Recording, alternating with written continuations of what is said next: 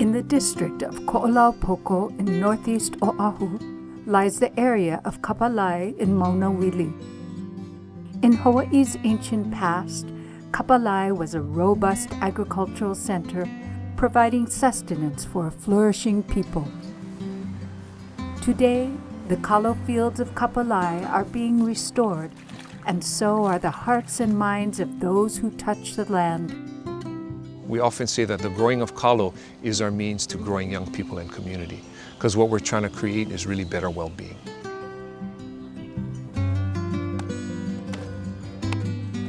And so then what happens is it's this reciprocal giving and receiving relationship that takes place. And from what springs forth then is this, truly this aloha. How can Malama Aina, the concept of land stewardship and cultural grounding, advance the well-being and resilience of at-risk children and families? And what does it take to sustain this type of effort?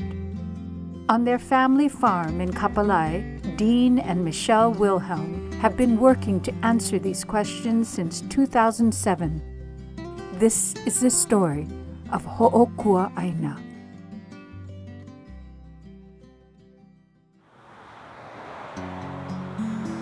In the early 2000s, the Wilhelms lived in the suburbs of Kailua.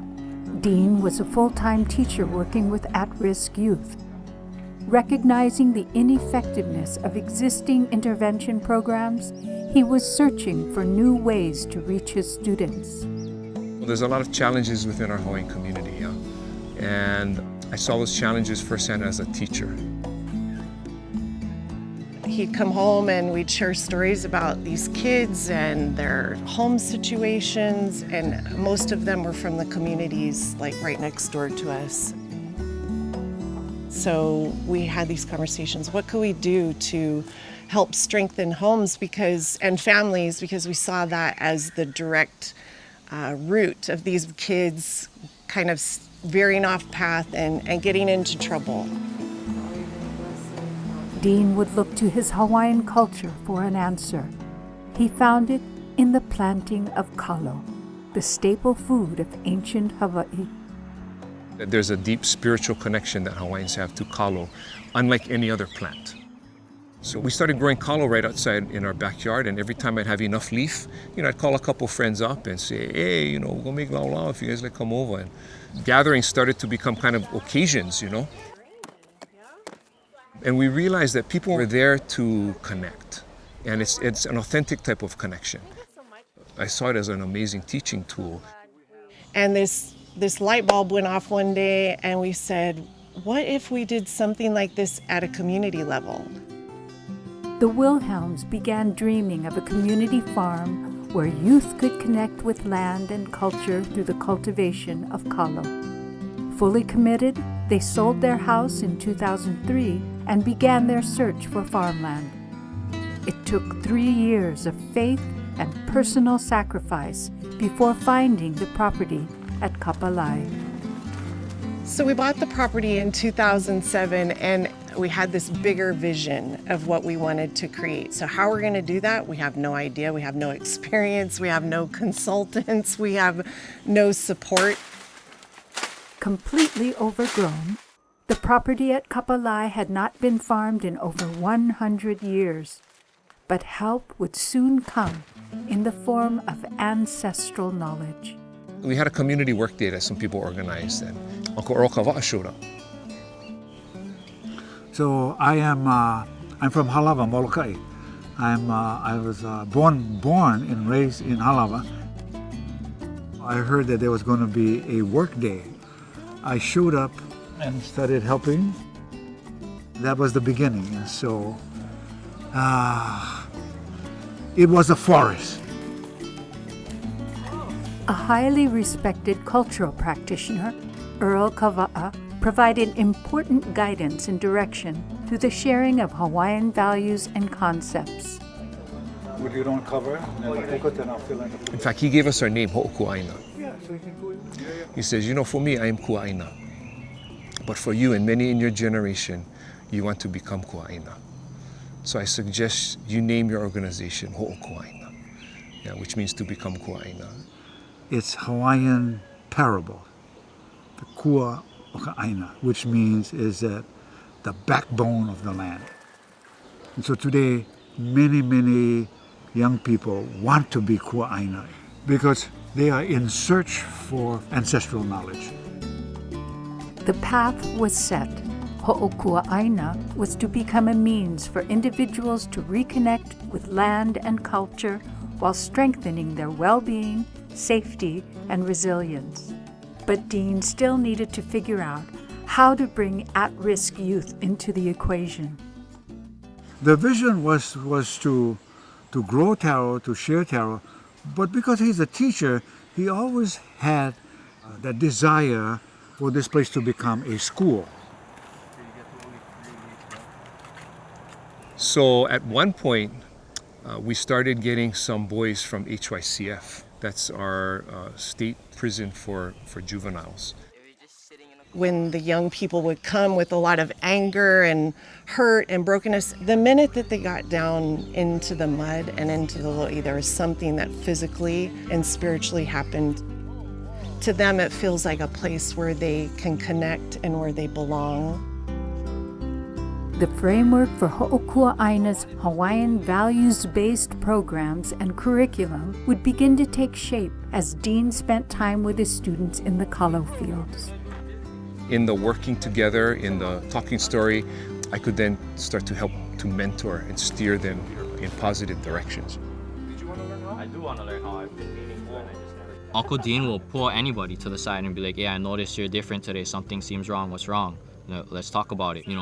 Reflect on yourself, reflect on your work, and how do you think you've grown over here?" And well, that's your handy. Auntie Michelle and Uncle Dean really make us feel like we're family and really take the time to tell us how much they appreciate us. It's really rewarding to always hear that and to always be reassured that we're doing like good work and like we're meant to be here. Something about being in the place too, in the mud, in the work, with the kalo, really just found this kind of confidence of being myself. And it was freeing and liberating, and one of the greatest things this place has done for me. It's really made me understand what Aina can do. Really see that the Aina heals, that healing the Aina heals us. We are the land is us. We need each other. Ho'okua'aina doesn't mean to grow kalo. It means to live the values of the kua'aina, to be resourceful, to have aloha, to care for others. Is using those values as a means to learn and then also to actually realize and practice those values. Because of their unique, values-based approach, the youth programs at Ho'okua'aina continued to grow. Just kind of organically, young people were coming. And this was outside of maybe what people would deem at risk, but it started to really broaden my scope of really what at risk is. Yeah, I mean, at core, I think everybody's at risk, to some degree. But there's so many kids out there who are just teetering and need places of kind of refuge. Welcome to your first Poi Day. The Wilhelms recognized a growing need for the services they were providing, but they didn't have a way to financially sustain their expanding operations. To grow kalo as a crop, that was the means of doing what we wanted to do, was to provide programming for youth and families. So in order to do that, we would have to set up a nonprofit organization and seek out help from foundations. Dean and Michelle had no experience running a nonprofit. Fortunately, they were introduced to Andrew Aoki, who would guide them through strategic planning and understanding nonprofit management. That was a game changer for us. We got really clear on who we were as an organization and what we wanted to do. The key with them is they were very steady about the purpose, okay, which was a social purpose, not a business purpose. The purpose in terms of the kind of place they wanted to make for the community. But The actual building of the organization gets complicated with grants and boards and QuickBooks and all this stuff that you got to start doing. So 2007, we buy the property. It takes us 4 years to decide and to incorporate and become an actual 501c3.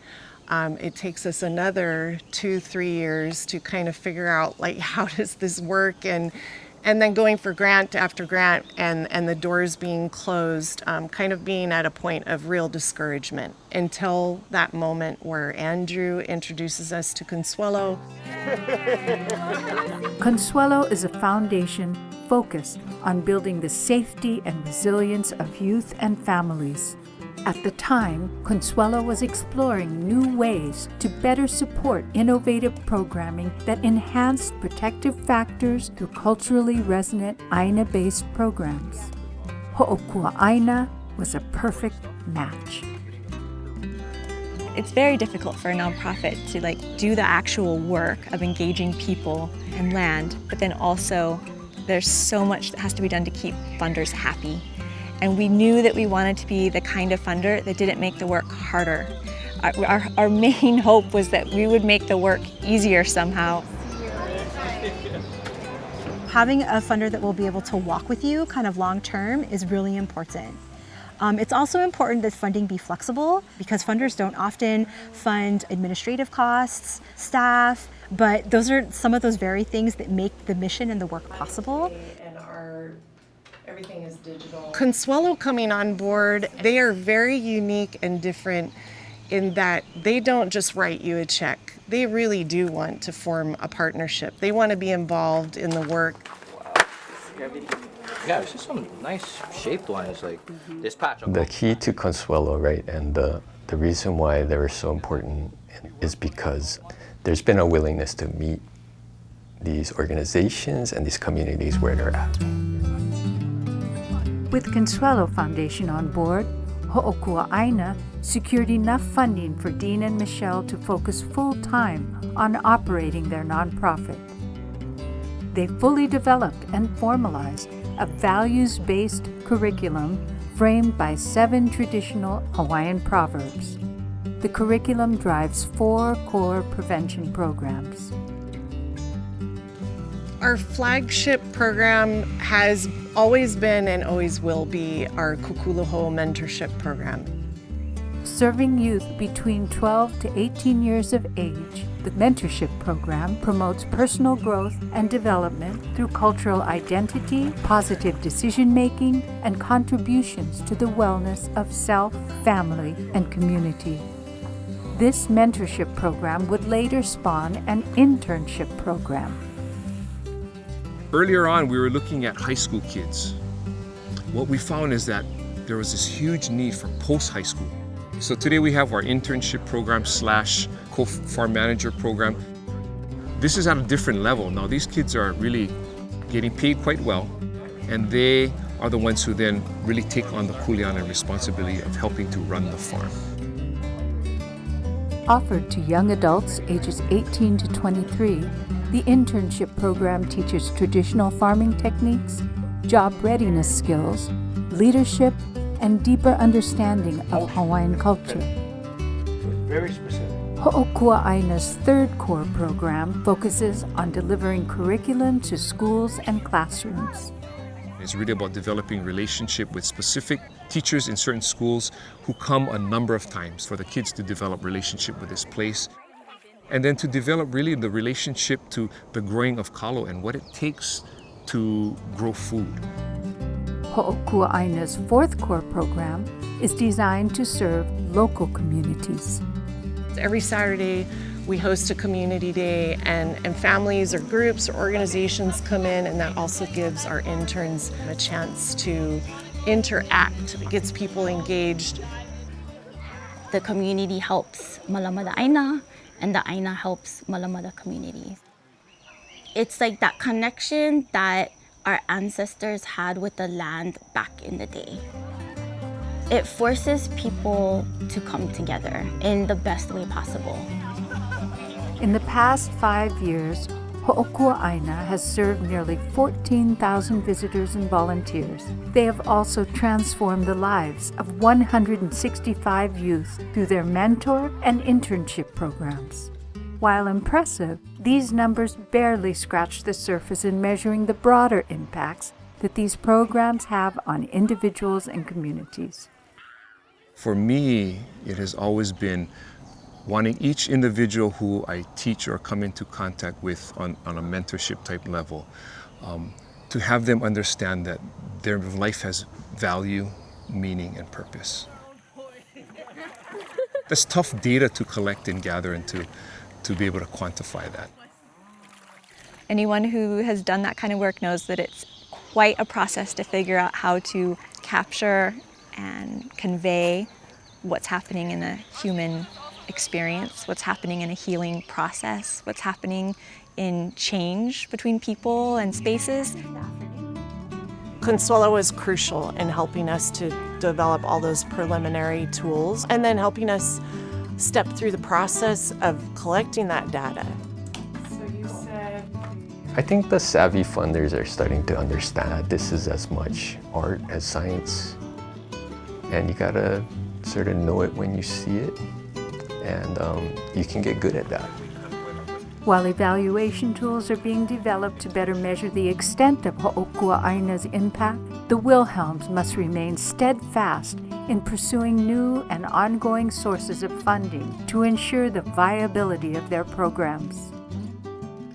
When I think of sustainability, I think about covering the operating budget for the year. So that is our greatest challenge right now. If it's anything different than 5 hours. That's why we've wanted to build up our kalo production and sales, to diversify our revenue sources. They have done a nice job of trying to design themselves so that they get revenues from their kalo and stuff like that, but they're producing enormous value for the community. To sort of expect them to somehow have to sustain that on their own is not logical, actually. So we should pay them to do that as a society, I think. As Ho'okua'aina continues to transform individuals and communities, Dean and Michelle are thinking about how to move the organization forward. The challenge is not, stretching ourselves too thin or becoming too big so that we can't sustain ourselves as an organization. I think there's some goals and some opportunities maybe in the near future to expand what we're doing and to scale what we're doing. But that will only be done as long as the quality remains the same. And the way we're doing that, and I'm ensuring that, is now I'm investing heavily into our crew. They will be the leaders. It's about getting better at what we're doing and bringing others in the circle and building those people up to take on leadership positions. We have such an excellent crew of young people in the upper levels of the internship. We call them the lead co-farm managers now. They ask about grant writing. They ask about financial literacy and investing. And so out of that has developed these monthly professional development workshops that we've been offering so they can learn a little bit about entrepreneurship, about starting up a small business, about customer relations, about sales, about product and efficiency and production. We're definitely seeing them as future leaders. And I have so much hope in this generation coming up. They blow me away. What began as a simple desire to uplift youth and families through the cultivation of kalo has become a far-reaching legacy of transformation. The continued success of Ho'okua'aina will come from its deep investment in Hawaiian culture, local communities, and future generations.